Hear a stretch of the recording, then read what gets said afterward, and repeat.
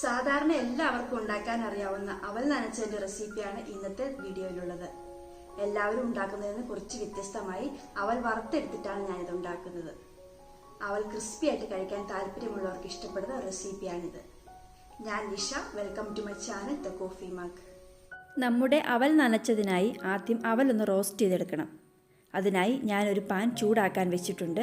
Pan നന്നായി ചൂടായി വരുമ്പോൾ തീ ലോ ടു മീഡിയം ഫ്ലെയിമിലേക്ക് വെച്ചിട്ട് അളവ് കപ്പിന് 2 കപ്പ് അവൽ ഇട്ട് കൊടുക്കാം. ഇനി ഇത് തുടർച്ചയായി ഇളക്കി കൊടുത്തുകൊണ്ട് റോസ്റ്റ് ചെയ്തെടുക്കണം.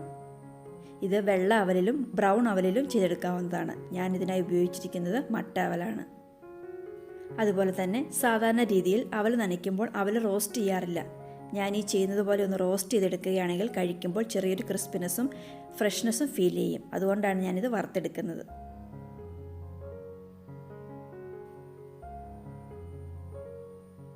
ഇപ്പോൾ ഒരുമാതിരി നന്നായി റോസ്റ്റായി വന്നിട്ടുണ്ട്. കയ്യിലെടുത്ത് പൊട്ടിച്ച് നോക്കുമ്പോൾ എളുപ്പത്തിൽ പൊട്ടി വരണം. ഇതാണ് പാകം.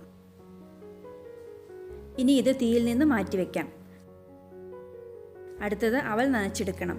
അതിനായി ഒരു വലിയ ബൗളിലേക്ക് നമ്മൾ വറുത്ത് വെച്ചിരിക്കുന്ന അവലിട്ട് കൊടുക്കാം. ഇതിൻ്റെ കൂടെ തന്നെ 1 കപ്പ് തേങ്ങ ചിരുകിയതും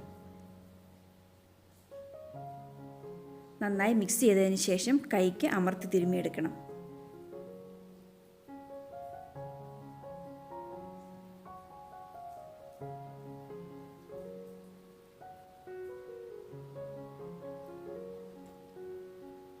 അടുത്തതായി മധുരത്തിന് വേണ്ടി 1/2 കപ്പ് ഗ്രേറ്റ് ചെയ്ത ശർക്കരയും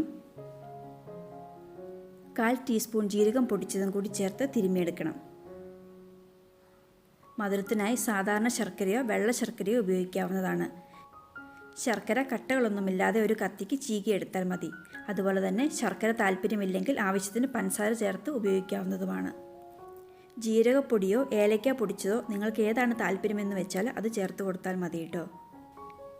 ഇതുണ്ടാക്കി അന്നേരം തന്നെ കഴിക്കുകയാണെങ്കിൽ ആ ക്രിസ്പിനെസ് കിട്ടും. കൂടുതൽ സോഫ്റ്റ് ആവണമെന്നുണ്ടെങ്കിൽ 10-15 മിനിറ്റ് മൂടി വെച്ചതിന് ശേഷം സെർവ് ചെയ്താൽ മതി. ഞാലിപ്പൂവൻ പഴത്തിൻ്റെ കൂടെ കഴിക്കുകയാണെങ്കിൽ വളരെ നല്ലതാണ്. ഇനിയിപ്പോൾ പഴമില്ലെങ്കിൽ തന്നെ വെറുതെ കഴിച്ചാലും ടേസ്റ്റിയാണ്. ഇനി അവൽ നനയ്ക്കുമ്പോൾ ഇങ്ങനെയൊന്ന് ഉണ്ടാക്കി നോക്കുക. തീർച്ചയായും നിങ്ങൾക്ക് ഇഷ്ടപ്പെടും. ഉണ്ടാക്കി നോക്കിയിട്ട് നിങ്ങളുടെ ഫീഡ്ബാക്ക്സ് എന്നെ അറിയിക്കണേ.